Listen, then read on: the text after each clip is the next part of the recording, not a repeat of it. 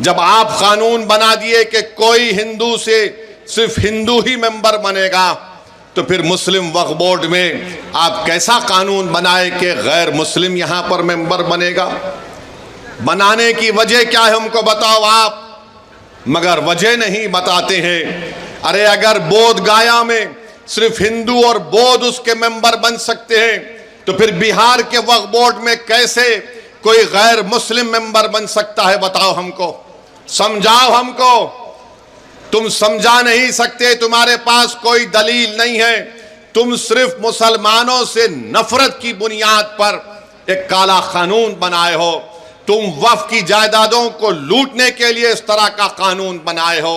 और भाजपा के लोग अपना एक पैम्फलेट निकाले हैं, एक 4 पेज का और एक 15 पेज का है। मैंने उसको पढ़ा, उसमें लिखते हैं कि मुसलमानों में 30% लोग गरीब हैं। और भारत के प्रधानमंत्री अपने भाषण में कहती हैं कि अब्दुल कब तक पंक्चर बनाएगा। सुनो प्रधानमंत्री, 11 साल से आप प्रधानमंत्री हैं, कितने मॉब लिंचिंग के वाकयात हुए, कितने अखलाक और कितने पीलू खान को मारा गया, कितने दंगे हुए। एक बिहार का गरीब आदमी पूना को जाकर एक पंक्चर की दुकान लगाता है, तो इंडिया पाकिस्तान का क्रिकेट मैच हुआ, किसी ने इल्जाम लगा दिया उस बिहार के निवासी के ऊपर जो महाराष्ट्र बिहार छोड़कर महाराष्ट्र गया, कि इसके बेटे ने जिंदाबाद का नारा पड़ोसी मुल्क के ऊपर लगाया। 24 घंटे के अंदर उसके छोटे से उस पंक्चर की दुकान को बुलडोजर से तोड़ दिया गया। किसने देखा उसको नारा लगाते हैं?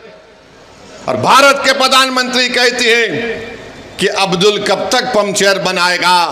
भारत के प्रधानमंत्री, क्या यह जुल्म नहीं है कि एक बिहार का आदमी गरीब यहां से गुर्बत से बचने के लिए पूना गया, तो आपकी भाजपा की सरकार महाराष्ट्र में झूठा इल्जाम लगाकर उसकी दुकान को तोड़ दिया। वो सुप्रीम कोर्ट में अपना केस डाला है। सुप्रीम कोर्ट ने कहा कि किसी के घर को नहीं तोड़ा जा सकता, 15 दिन का टाइम देना चाहिए उन लोगों को। मगर अब्दुल की पंक्चर की दुकान को बीजेपी की सरकार ने तोड़ दिया। और प्रधानमंत्री बोलते हैं अब्दुल कब तक पंक्चर बनाएगा। प्रधानमंत्री, अगर आप ये चाहते हैं कि भारत की सबसे बड़ी अक़लियत को इंसाफ मिले, तो आप अपने दिल में उनके ताल्लुक से हमदर्दी पैदा करो, मोहब्बत पैदा करो, नफरत को खत्म करो। देखो ये देश विकसित भारत बन जाएगा। आप 18 करोड़ मुसलमानों के ताल्लुक से अगर नफरत करेंगे, उन पर शक करेंगे, तो फिर देश विकसित भारत कैसे बनेगा? और फिर हम प्रधानमंत्री को पैगाम देना चाहते हैं कि आपने जो कानून बनाया, नरेंद्र मोदी की सरकार ने, नीतीश कुमार ने, चिराग पासवान ने, मांझी साहब ने, कुशवाहा साहब ने यह कानून बनाकर सिर्फ एक आदमी को फायदा हुआ, बहुत ज्यादा उसको फायदा हुआ। क्या फायदा हुआ? वो देश का सबसे दौलतमंद आदमी है जिसने एक मुस्लिम वक्फ की जायदाद के ऊपर जो यतीम खाना है, यतीम खाने को उसने गैर कानूनी तौर से खरीद लिया और उसके ऊपर उसने गरीब लोग बोलते, मीडिया बोलते कि 1000 करोड़ का अपना घर बनाया। तो सुनो प्रधानमंत्री, अब्दुल सुबह अपने घर से जरूर निकलता है, मगर अब्दुल जब अपने घर से निकलता है वो अल्लाह की जात पर तवक्कल करता है।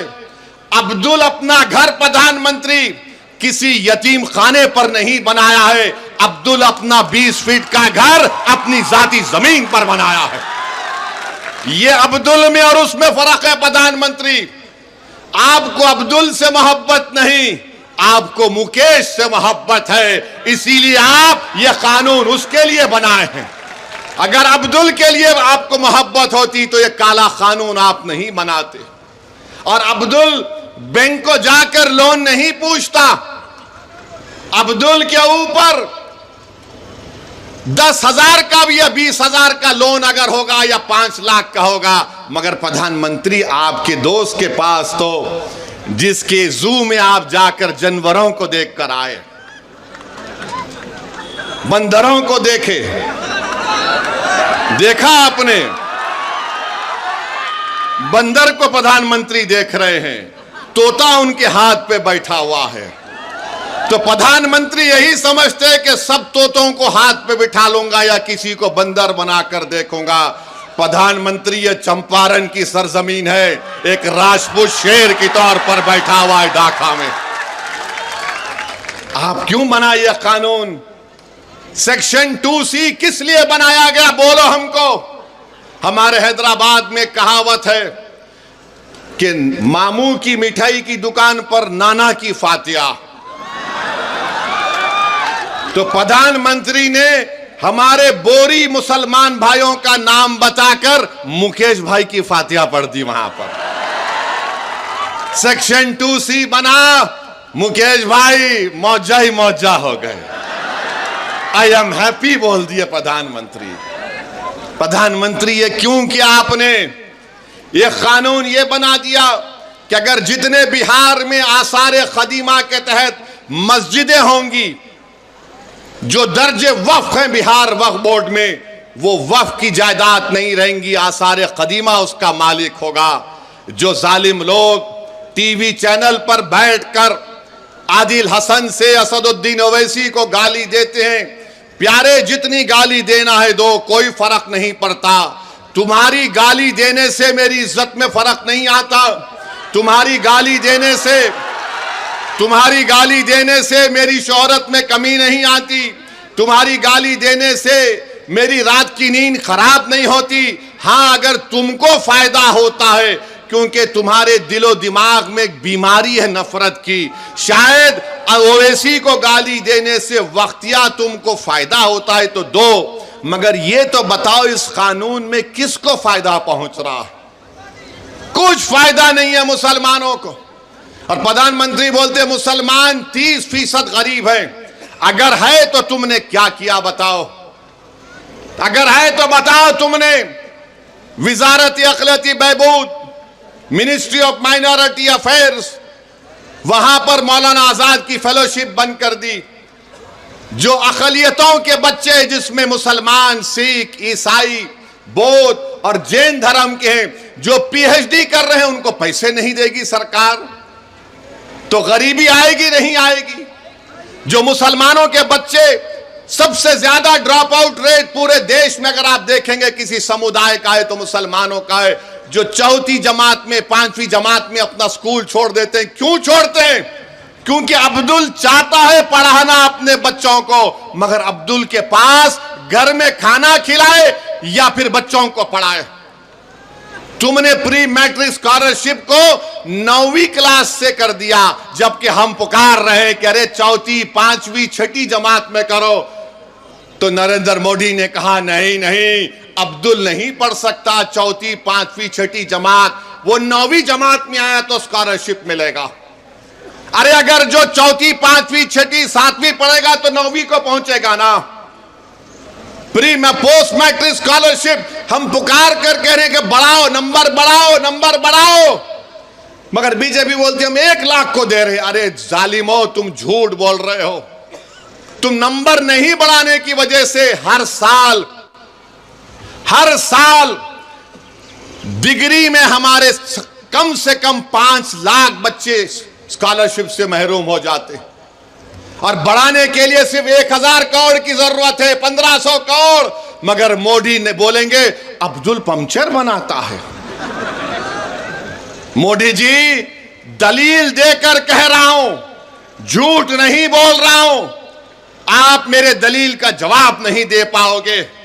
अरे अब्दुल अगर गरीब है तो हुकूमतों ने हमको गरीब बना दिया। अब्दुल अगर पंचर की दुकान पर काम कर रहा है तो किसी हद तक अब्दुल के बाप की भी जिम्मेदारी है, क्योंकि अब्दुल के बाप ने समझा ये सामाजिक इंसाफ की बात कर रहे हैं, ये सेकुलरिज्म की बात कर रहे हैं। हमने सबका साथ दिया, कभी सामाजिक न्याय पर दिया, तो कभी यादव मुसलमान इत्तेहाद के नाम पर दिया, तो कभी हिंदू मुस्लिम इत्तेहाद के नाम पर दिया। जिसको हमने वोट दिया वो मोटा हो गया, वो महल में जाकर बैठ गया, और जिसने उनको वोट डाला गरीबी उसका मुकद्दर बन के रह गया। तो अब आपको सोचना है कि आप किस तरीके से फैसला लेंगे।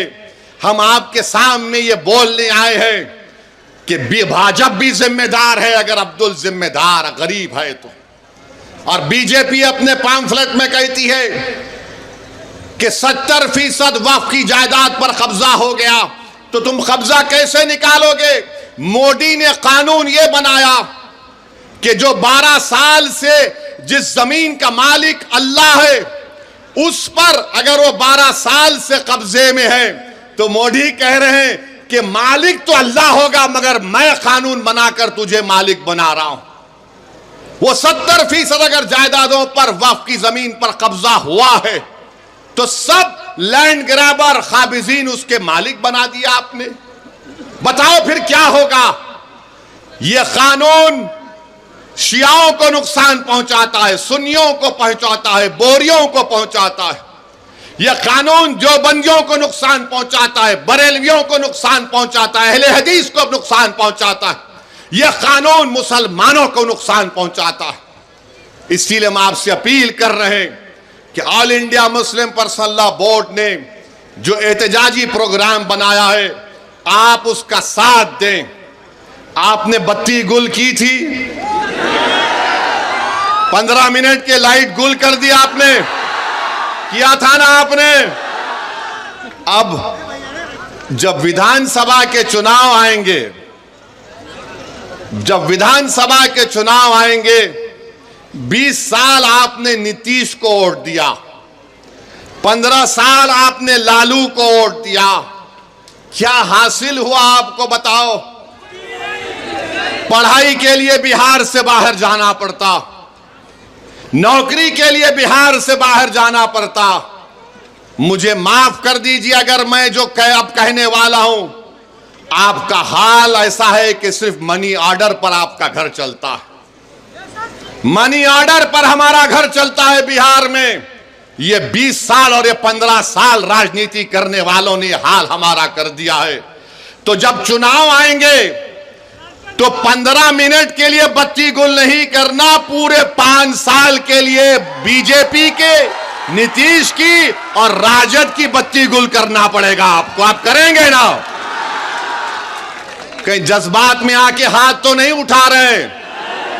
अगर आप वादा कर रहे हैं बत्ती गुल करेंगे लोगों की, तो मैं ढाका की जनता को खुशखबरी दे रहा हूं कि हमने हमारे भाई राणा रंजीत को यहां से अपना उम्मीदवार बनाने का ऐलान कर रहे हैं। तो अब यह आपकी जिम्मेदारी है मेरे भाई कि आप राणा रंजीत को यहां से अपना नया विधायक बनाएंगे इंशाअल्लाह ताला। बहादुरगंज से तौसीफ आलम को इंशाअल्लाह बनाएंगे और अख्तरुल ईमान को कामयाब करेंगे अपनी विधानसभा से। अब याद रखिए कि एक अख्तरुल ईमान विधानसभा में जाते हैं। आप बैठो बैठो अभी। एक अख्तरुल ईमान विधानसभा को जाते हैं, अख्तरुल ईमान को 2 मिनट का टाइम स्पीकर देता है और 2 मिनट में अख्तरुल ईमान सबको परेशान कर देते हैं। तो इंशाअल्लाह ताला अगर हम मुत्तहदा तौर पर अपने वोट का इस्तेमाल करेंगे तो अख्तरुल ईमान का बाजू नहीं बल्कि बिहार के गरीब और मजलूम अवाम का बाजू तौसीफ आलम और हमारा राणा बनेगा इंशाअल्लाह ताला। तो मेरे अजीज दोस्तों और बुजुर्गों, मुत्तहदा तौर पर अपने वोट का इस्तेमाल करिए। अब बहुत हो गया, ये हर बार चुनाव आता तो इनको एक ही चीज नजर आती, ओवैसी बी टीम है, ओवैसी बी टीम है, ओवैसी वोट काटने के लिए आया है। अरे तुम याद रखो, जब तक अल्लाह मुझे जिंदा रखेगा मैं तुम्हारी नाक में और दिमाग में दम करके रखूंगा इंशाअल्लाह ताला। तुम जितना बोलते बोल लो, मगर लालू जी आपके 15 साल हमको क्या मिला बताओ? नीतीश 20 साल बताओ बिहार के गरीबों को क्या मिला? आप 20 साल मुख्यमंत्री रहे, अब तो एक वीडियो देखा कि जनगण मन हो रहा है तो नीतीश कुमार हाथ पकड़ के ऐसा ऐसा कर रहे हैं, नहीं मालूम क्यों कर रहे हैं। शायद अख्तरुल ईमान के पास वो डॉक्टर भी है, सियासी डॉक्टर भी है। आप बताइए आप किसका साथ देंगे? जिसको आपने 15 साल आजमा लिया, जिसको आपने 20 साल देख लिया और हमको गाली देते थे। 2 मरतबा लालू नीतीश आए और कहा कि ओवैसी को रोको वरना भाजपा आ जाएगी, और आप बेचारे मासूम इनकी बातों में आ गए। आपने उनको वोट दिया मगर फिर वो लड़ लिए, फिर ऐसा लड़ लिए कि बीजेपी भाजपा आ गई।